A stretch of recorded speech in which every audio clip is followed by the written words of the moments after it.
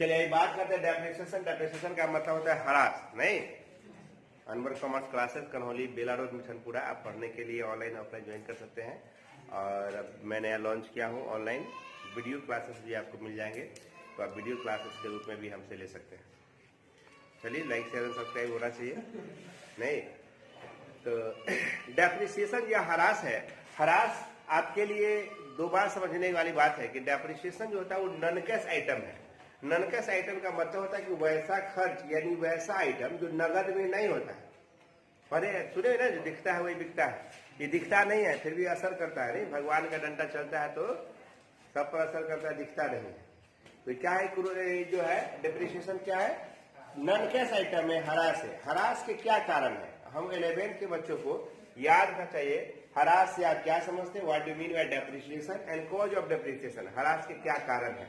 तो कारण आप लोगों को बताया तो शायद टूट फूट के कारण, प्रचलन के कारण ऑब्लिसनेंस हो जाता है, वो मतलब वो यूज से बाहर हो जाता है।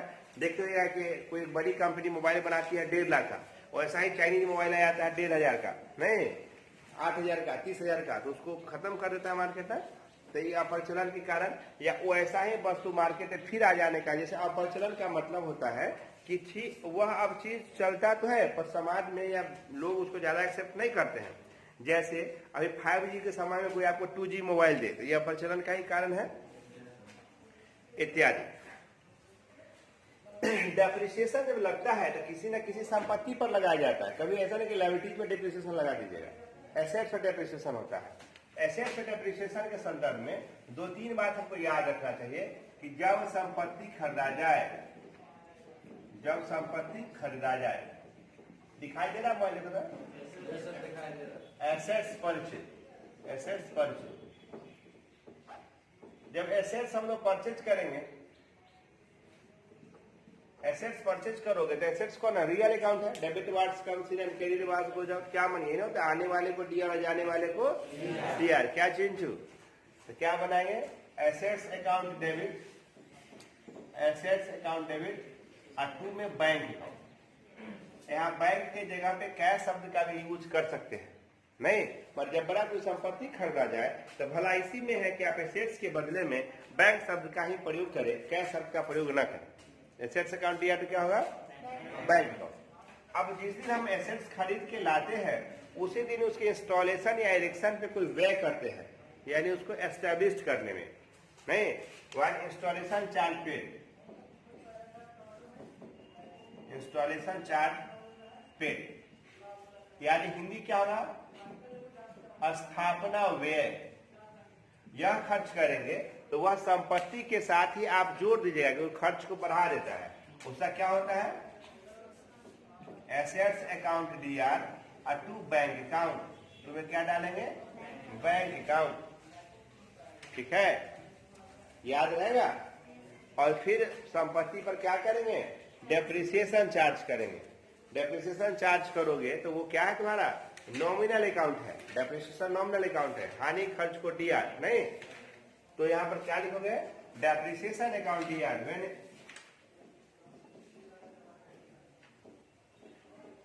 Depreciation charge. हिंदी क्या होगा? जब हरास लगाया जाए, हरास लगाया जाए। डेप्रिसिएशन चार्ज करो, तुम्हारी पैसा क्या हो? घटेगा, संपत्ति घटेगा। इसका क्या होगा? Depreciation account DR, depreciation account DR, और 2 में क्या लिखेंगे? Assets account, assets account. और वर्ष के अंत में इसी डेप्रिसिएशन की राशि को हम लोग कहाँ ट्रांसफर कर देते हैं? प्रॉफिट एंड लॉस अकाउंट में। क्या कहाँ ट्रांसफर करेंगे? प्रॉफिट एंड लॉस अकाउंट में। तो ट्रांसफर टू यानी क्या करेंगे? Balance of depreciation. दिख रहा है मोबाइल? देखो था, balance of depreciation transfer to profit and loss account. क्या बनाएंगे हम लोग? Profit and loss account debit, profit and loss account debit, नहीं दिख रहा है, to depreciation account, profit and loss account दिया तो में क्या मानेंगे? Depreciation account. आप देख सकते हैं गौर से, दिख रहा होगा नहीं? प्रॉफिट लॉस अकाउंट दिया टू, दिखेगा फिंगर दिख रहा है यहाँ पे मेरा? नहीं, profit loss to depreciation charge करेंगे।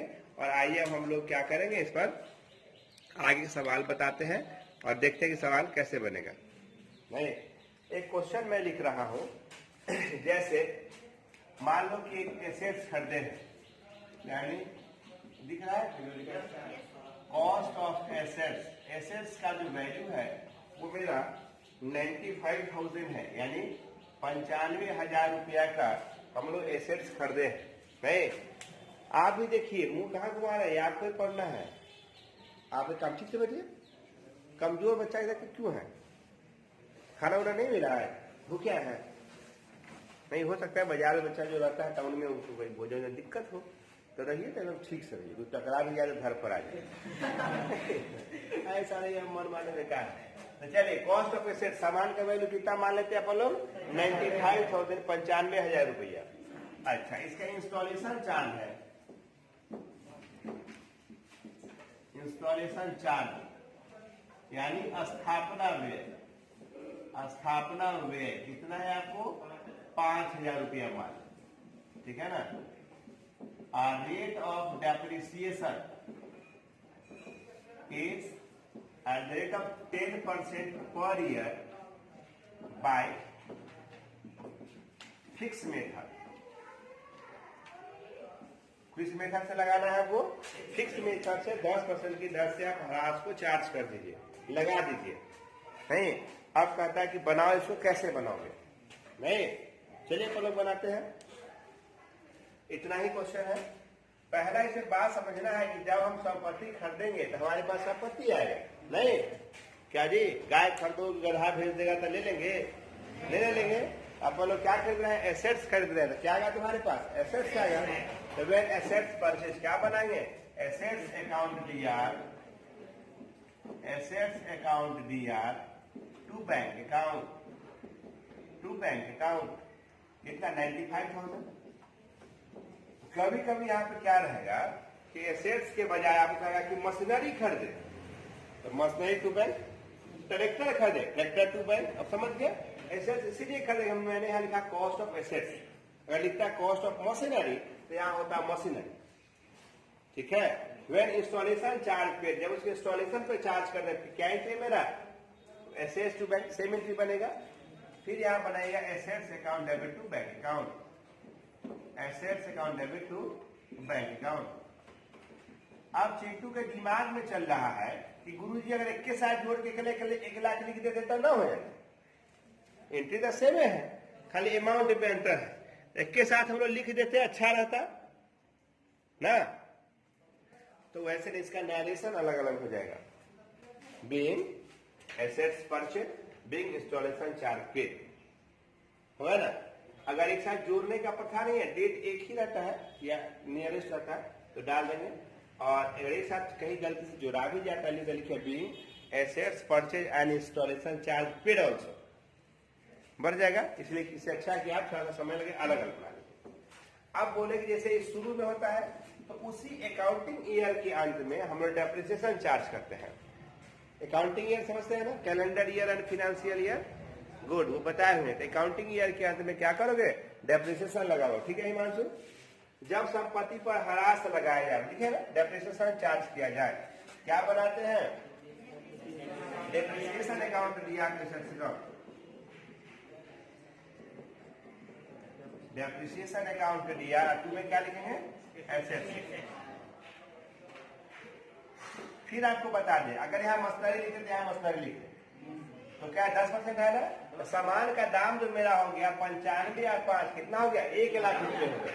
1,00,000 का 10% निकाल देंगे, 20,000 हो जाएगा, 10,000 हो जाएगा। कैसे हो गया समझ में आता है? 1,00,000 गुणे 10/100, तो ये मेरा 10,000 डेप्रिसिएशन हो जाएगा और ये मेरा 10,000 डेप्रिसिएशन हो जाएगा। अब इसे वहां पे कहाँ लिखना है? ट्रांसफर करना है आपको प्रॉफिट एंड लॉस में। नहीं, लास्ट एंट्री है चिंटू ये वाला entry, amount of depreciation transfer to profit और लॉस अकाउंट।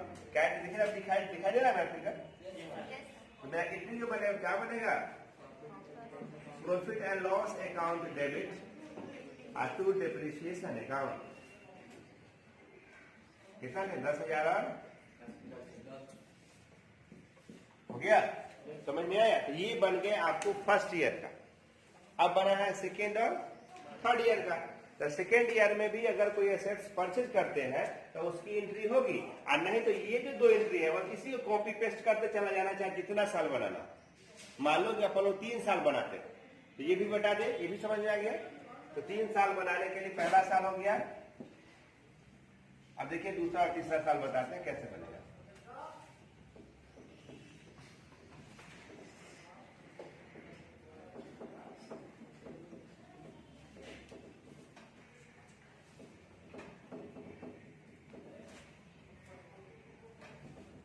चलो देखते हैं दूसरा साल कैसे बनेगा। छिटू से धोके ला कल। सेकेंड ईयर में क्या होगा, फिर इसमें क्या लगाएंगे, डेप्रिसिएशन लगाएंगे। डेप्रिसिएशन अकाउंट दिया, में क्या डालेंगे, एसेट्स। तो चूंकि आपका मेथड फिक्स है तो फिक्स मेथड में प्रत्येक साल ह्रास समान होता है, और किन किन मेथडों में प्रायः समान होता है भी हम बता देंगे। डेप्रिसिएशन निकालेंगे तो बहुत मेथड है, और कुछ मेथड पे चर्चा हम करेंगे, आपको बता देंगे। तो यहाँ पर क्या है, फिर हो जाएगा 10,000, और यहाँ भी हो जाएगा 10,000। अब सेकेंड ईयर क्या, प्रॉफिट एंड लॉस ये दिख रहा था, दिख रहा है। फिर ट्रांसफर करो, ट्रांसफर क्या हुआ, प्रॉफिट एंड लॉस अकाउंट दिया और to depreciation account. Depreciation account कितना हो जाएगा हमारा, 10,000। ये मेरा बन गया सेकेंड ईयर। लाइए ये सेकेंड ईयर भी कंप्लीट हो जाएगा ना। अब थर्ड ईयर एक साइड और बना लेते हैं हम लोग। चलिए थर्ड ईयर भी देख लेते हैं।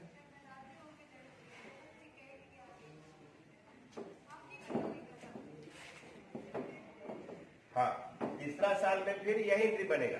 क्या एंट्री बनाएंगे फिर तीसरा साल, यहाँ पे हम लोग यही बना रहे, डिप्रिसिएशन अकाउंट दिया है ना, टू एसेट्स अकाउंट। नहीं, फिर हो जाएगा आपको कितना, 10,000 रुपये लिख लेंगे ना। क्या बात है दोस्त, बराबर पढ़ के आ रहा है।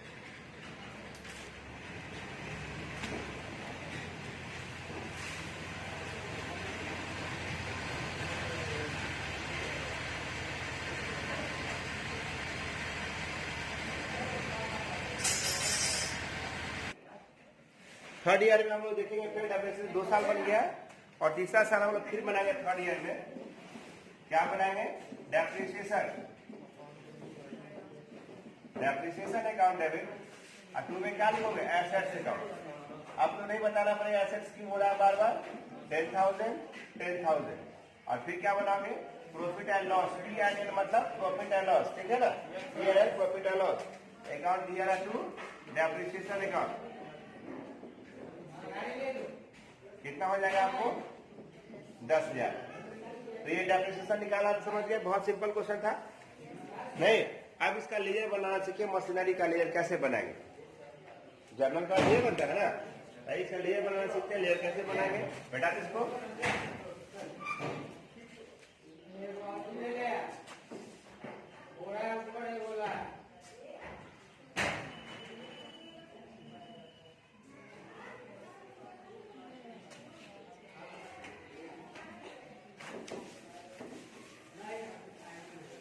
चलिए देखते हैं कि एसेट्स का अकाउंट कैसे आप लेयर ओपन करेंगे। जरूरी है एसेट्स का लेयर खोलना। एसेट्स और डेप्रिसिएशन 2 लेयर खोलेंगे, ठीक रहेगा, और ये जरूरी है खोलना। एसेट्स का लेयर कैसे खोलेंगे सर, देखिए तो यहाँ पे एसेट्स है तो हम एसेट्स लिखेंगे, और जहाँ मशीनरी रहेगा मशीनरी लिखिएगा, है ना। एसेट्स में क्या लिखेंगे, पहले जब आपने संपत्ति खरीदा था शुरू में, assets account DRR to bank डाला था ना, तो क्या पढ़ाया था कि DR के बाद DR में लिखो, CR के बाद CR में लिखो, जिसका लेजर खोलेंगे उसका नाम नहीं लिखेंगे, है ना। तो यहाँ पर क्या डालोगे, फर्स्ट है टू बैंक, कितना 95,000 खाता था, फिर वो टू बैंक, अब ब्रैकेट में एक्सपेंस कितना था, 5,000। सामान कितना हो गया, 1 लाख। फिर कहता है जोड़ के बता दिए, नहीं ना। तो यहाँ पर एसेट्स कर दिए। लास्ट थर्ड एंट्री क्या बना था, depreciation account DR to assets बना है ना। एसेट्स CR में CR में लिखिएगा, तो यहाँ पर क्या लिखा है, 31 दिसंबर को, 31 मार्च हो या दिसंबर होगा, तो बाई डिप्रिसिएशन कितना बोली था 10,000 10,000 क्या ना by profit and sorry by balance CD हर लेजर में सीडी होता ही है बैलेंस सीडी तो जिधर का जो ज्यादा हो लिख देना है और 1 लाख में कितना घटाओगे समझ 10,000 तो 90,000 हो जाएगा और सेकेंड साल यही 90 क्या हो जाएगा बीडी हो जाएगा टू बैलेंस बीडी कितना लिखेगा 90,000 इधर क्या हो जाएगा बाई डेप्रिसिएशन कितना हो जाएगा 10,000 डालो बाई बैलेंस सीडी कितना हो जाएगा आपको 90,000 को यहाँ ऐसे लिखेंगे और यहाँ डालेंगे और घटाओ कितना हो जाएगा आपको 80,000 तो सेकेंड का कौन ईयर में आ जाओगे तुम थर्ड ईयर में आ जाओगे नहीं थर्ड ईयर में टू बैलेंस बीडी कितना हो जाएगा आपको 80,000 और यहाँ पर क्या डालोगे 31st को बाय डेप्रिसिएशन कितना 10,000 और बाई बैलेंस सीडी कितना आ जाएगा 70,000 यहाँ पर हो गया 80,000 रुपया यहाँ पर फोर्थ ईयर में टू बैलेंस बीडी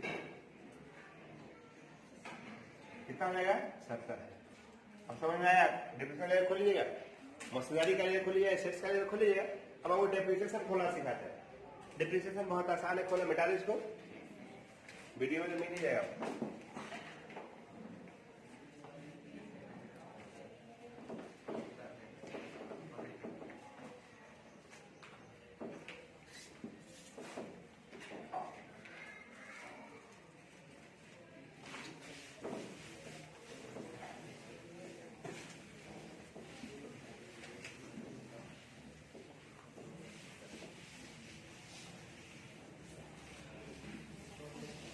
चलिए डेप्रिसिएशन कितना आसान है डेप्रिसिएशन का जब जर्नल बनाते हैं डेप्रिसिएशन अकाउंट दिया तो एसेट्स अकाउंट फिर बनाते प्रॉफिट लॉस अकाउंट दिया तो डेप्रिसिएशन अकाउंट वही देना था तो जितना साल खोलना होता है यहाँ पे हेडिंग लिखो डेप्रिसिएशन अकाउंट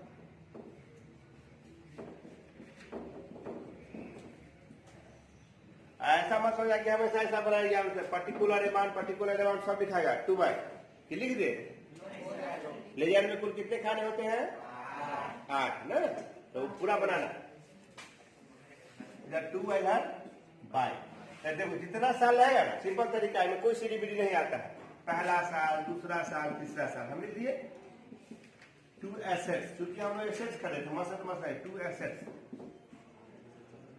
और 2 एसेट्स लिखने आएगा बोलो ना देखो यार इधर में लिखा by profit and loss by profit and loss by profit and loss लिख देंगे P&L मतलब प्रॉफिट एंड लॉस अब यहाँ पर जो तुम्हारा डिप्रिसिएशन का अमाउंट है देखो 10,000 रुपया था ना हर एक साल 10,000 10,000 10,000 10,000 10,000 हो गया खुला सीख गया है सिंपल है ना ये आप लोग मन कर रहा खाली ऐसा ही रहता बनाना तो कितना अच्छा था नीचे आप डांस कर सकते हैं लिखना कुछ नहीं ना ठीक है बेटा दे चलिए अब हम कुछ और चीज बताते हैं आप लोग को जिसमें मैनेजमेंट टॉपिक बताते हैं और ज्यादा समझने के लिए आपको क्लास ज्वाइन करना होगा जो बच्चे नए हैं बाहर के हैं मेरे यहाँ लाइव क्लास चलता है आप लाइव क्लास ज्वाइन कर सकते हैं आप कहीं भी रहे पढ़ सकते हैं मेरे से प्ले स्टोर पर जाना है खोजिएगा प्ले स्टोर में अनवर कॉमर्स क्लासेस आपको आ जाएगा उसको डाउनलोड करना रजिस्टर करना है और मैं आपको बता दूंगा किस तरह से क्लास को हैंडल करना है अपने मोबाइल के प्ले स्टोर पर जाइए वहां पे खोजिए अनवर कॉमर्स क्लासेस आए उसको डाउनलोड कीजिए और फिर मैं बताता हूँ क्लास के बारे में अब जब क्वेश्चन में डेप्रिसिएशन का दर न दिया हो तब क्या करेंगे नहीं जैसे कॉस्ट ऑफ एसेट्स ठीक है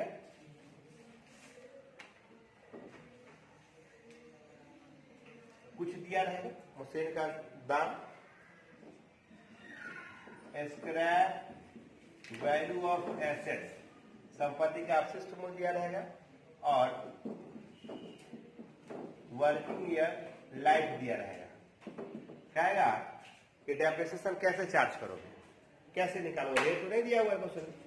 जैसे मान लो इसका कहता है कि दाम है इसका 45,000 रुपया, है ना, और वर्किंग ईयर लाइफ 4 वर्ष अगर ये काम करेगा तो मशीन 5,000 रुपए का हो जाएगा।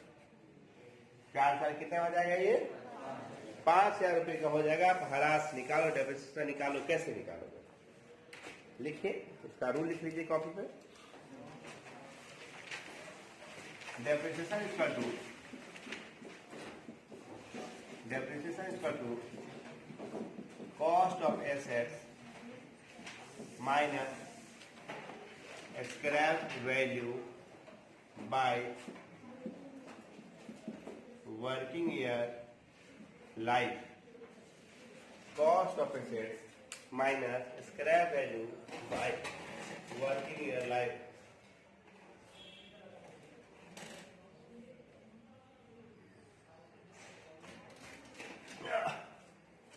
हो गया?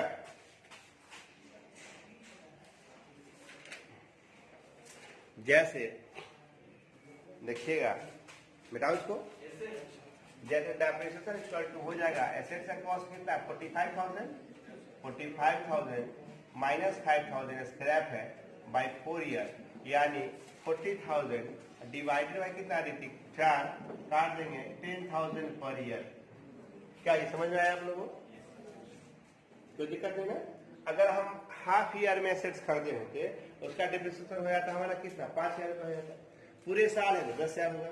नहीं, ऐसा नहीं कि 4 साल उसे के साथ निकाल देना, घटा देना, ऐसा नहीं। 4 साल चलेगा तो उसका भी लेजर वैसे ही बनेगा, 2 बैंक बाई CDBD करके निकालेंगे 4 साल। ठीक है? तो ये बात समझ में आ गई?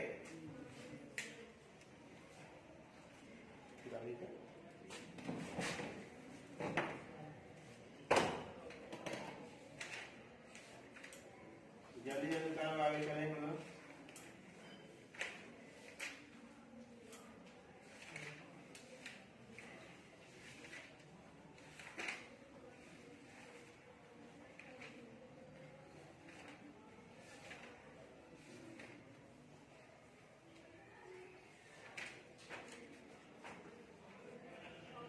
चलिए, आपको दर निकालना पड़ता है, क्योंकि रेट निकालने का एक और फॉर्मूला है। और हाँ, मिटाओ इसको। एक तो रेट निकालेंगे, फॉर्मूला से डेबिट निकालेंगे। कहीं कहीं कहेगा आपको फाइंड आउट एसेट्स का वैल्यू निकालिए, आप एसेट्स का दाम निकालिए कि एसेट्स कितने का होगा ये, या रेट निकालिए। लिखिए, वेन फाइंडिंग आउट रेट, जब दर निकाला जाए या दर निकालना हो, जब दर निकालना हो। देखिए,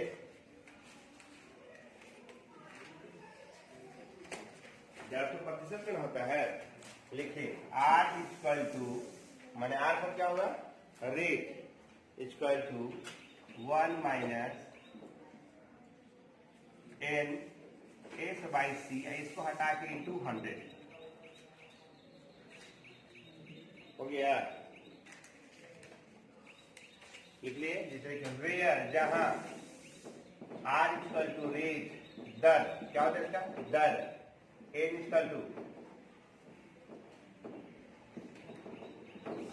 नंबर ऑफ ईयर, जिसको लोग क्या कहेंगे? टाइम, समय। हो गया। S एंड C, S के बाद होता है स्क्रैप वैल्यू, और फिर होता है कॉस्ट ऑफ एसेट्स, संपत्ति का मूल्य, है ना। ये कॉस्ट स्क्रैप अवशेष मूल्य, अवशेष मूल्य क्या कहते हैं? संपत्ति का लागत, संपत्ति की लागत। इस तरह से हम लोग निकाल सकते हैं इसको। फटाफट निकालिए, लिखिए।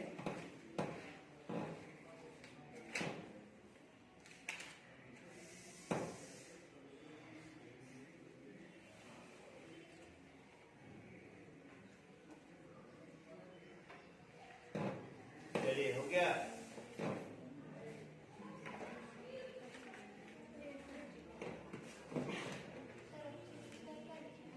कहाँ पे? यहाँ पे अवशेष मूल्य। जैसे मान लो क्वेश्चन में लिखता हूं तो यहाँ पे कहीं मिटाएंगे r बराबर है व्हाट। दिख रहा है मोबाइल में यार? मोबाइल में तो दिख रहा है? नहीं दिख रहा है। यहाँ पे दिख रहा है r इक्वल टू व्हाट दिखाई दिया। चलो c बराबर मानते हैं हम लोग 25,600। एस इक्वल टू दिख रहा है। चलो तो मिटाते हैं। फिर ये लिख लिया आप लोग, पूरा मिटा देते हैं। दूर से पावरफुल कैमरा हमको लगाना होगा तब जाके देखिए। हाँ है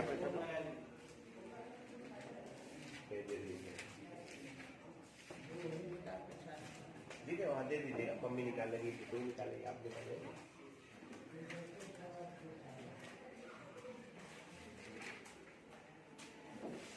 अब बाप को हम पैसा पर्स से निकाल के दे दीजिए, गलत बात है ना? नहीं, जरूरत जो है करो। चलिए यहाँ पर क्या होता है, क्वेश्चन में लिख रहा हूं जैसे C यानी कॉस्ट इक्वल टू लिखिए 25,500, 600 कर देते हैं 25,600, 25,600 है ना। और ये C है। S मारो 8100 रुपया 8100। और N यानी समय N जिसको T कहेंगे 4 ईयर। फाइंड आउट R निकाल लिए, लिख लिए। हाँ, फाइंड आउट R, आपको R निकालना है। हर शब्द निकालिए। फिर आता याद है ना कुछ? हाँ? तो जब हम लोग R निकालेंगे तो R कैसे निकालेंगे? मैथ का फेयर जब भी हो माचिस से आग लगा दो। नहीं, फेयर क्या होना चाहिए? थ्योरी का, प्रैक्टिकल का नहीं। तो यहाँ पर कैसे निकालोगे बाबू? यार देखो R इक्वल टू फॉर्मूला है 1 माइनस n s बटा c इंटू 100 बाहर में R इक्वल टू 1 फॉर्मूला वाला माइनस n का वैल्यू का कितना है 4, 8100, 25,600। अब बोल दूसरे से काट दे है, कर सकता है ना। आप यहाँ पर R इक्वल टू लिखो, इसको एलसीएम लो 3 याद है जब कुछ नहीं करने पर यहाँ पे 2 छिपा रहता है 16 का रूट 4। तो 4 को में से वर्ग अलग करोगे ना, यानी इसको लिख सकते हो 1 माइनस रूट अंडर 3 गुने 3 गुने 3 गुने 3 1 बटे 4 गुने 4 गुने 4 गुने 4 1 2 3 4 और गुने बाहर में सब। समझ में आ रहा? R इक्वल टू 1 माइनस 3/4 गुने 100। एलसीएम ले लो, नीचे नहीं दिखेगा, फिर यहां निकालते हैं इस बात को। R इक्वल टू एलसीएम लो 4 माइनस 3/4 गुने 100। एलसीएम ले लिए 4 आती। तो R इक्वल टू हो जाएगा तुम्हारा, तो देखिए आगे क्या होगा। तो फिर सब ट्रैक करोगे तो क्या हो जाएगा 1/4 मल्टीपल बाई 100, तो 25 मतलब कट जाएगा। R कितना निकला 25%। 25% का हिसाब हम बना सकते हैं। R निकालना सीख लिए, मिटा दे इसको, फटाफट करिए, तो उतारते रहना साथ में।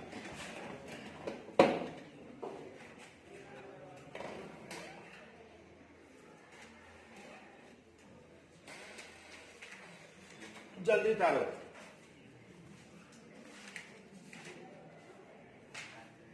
एक मेथड बताते हैं कि डेप्रिसिएशन जो चार्ज होता है उसका मेथड कौन कौन है, कैसे आप डेप्रिसिएशन निकालेंगे जो ठीक होगा ना। डेप्रिसिएशन का कुछ मेथड देख लेते हैं। डेप्रिसिएशन में देखिएगा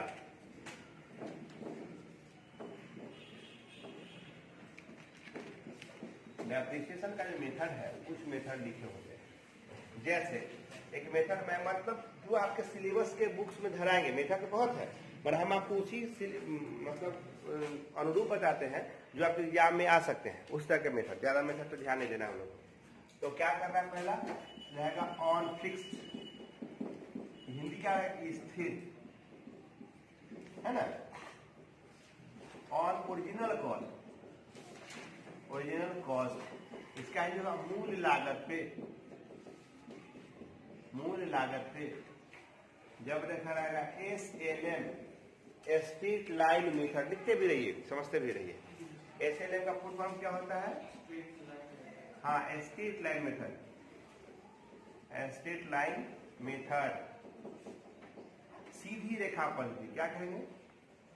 सीधी रेखा पद्धति, एसएलएम, सीधी रेखा पद्धति, है ना।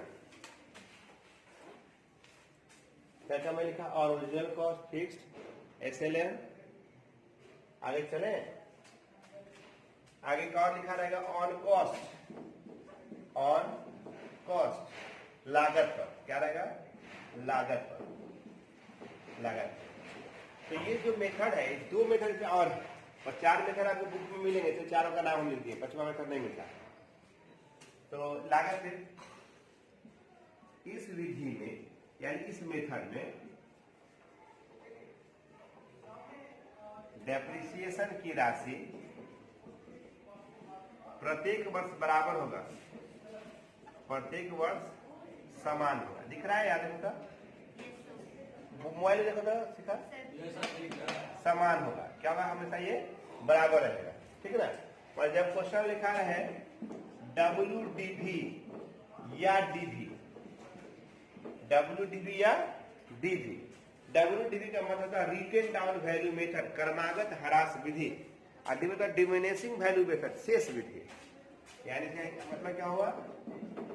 रिटेन डाउन वैल्यू मेथड, क्रमागत ह्रास विधि, क्रमागत ह्रास विधि, डिमिनिशिंग वैल्यू मेथड, शेष विधि। क्या है? शेष विधि। इसमें ह्रास की राशि घटती जाती है, घटती जाती है, यानी कम होते जाएगा। डेफिनेशन क्या हो जाएगा? आपको कम होते जाएगा, हमेशा घटते चला जाएगा, ठीक है, कम होते चला। बेटा दे, हो गया।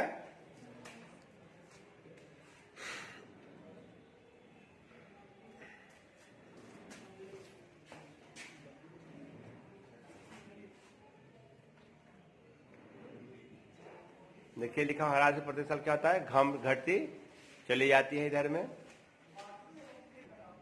चलो ये तो हो गया। अब आप लोग लिखिए नोट, NOT, नोट बोले। Yes sir. नोट बोलो, लिखो। जब क्वेश्चन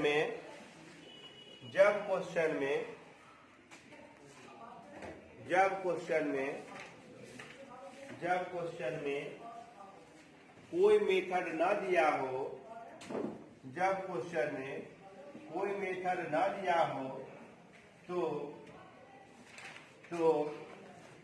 WDV मेथड का यूज करें, तो WDV मेथड का प्रयोग करें, यानी क्रमागत ह्रास पद्धति से सवाल बनाएं। हो गया? जो इंग्लिश वाले हैं वो लिखिए, when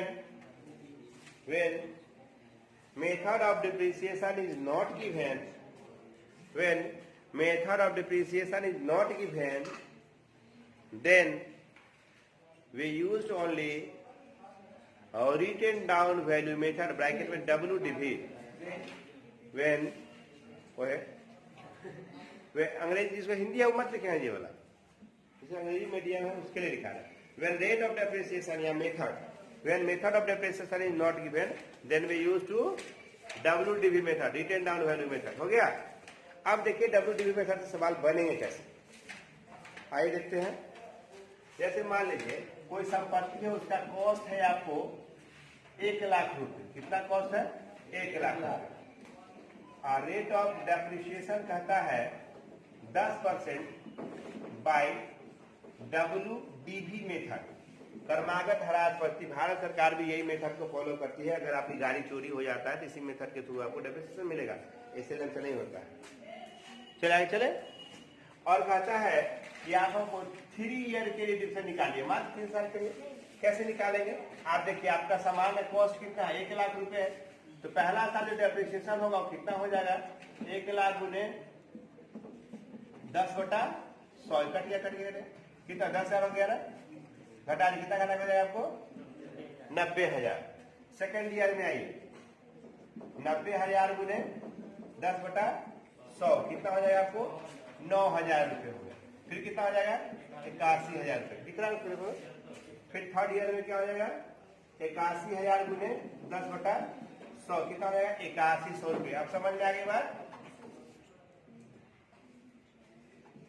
ठीक ना। अगर वही फिक्स मेथड में होता तो हर साल 10,000 होता। अब समझ गए बेटा दे। अब यहाँ पे एसेट्स का काम है, तू बैंक 1 लाख बाई 10,000 बाई 9,000 घटा के कितना आंसर 72,900 आ जाएगा आंसर नहीं। तो ये था डेप्रिसिएशन का बेसिक पॉइंट है ना। इसे विशेष और जानने के लिए कंटिन्यू करना पड़ेगा। लाइक शेयर सब्सक्राइब करें, आगे बढ़ते हैं। थैंक यू आज के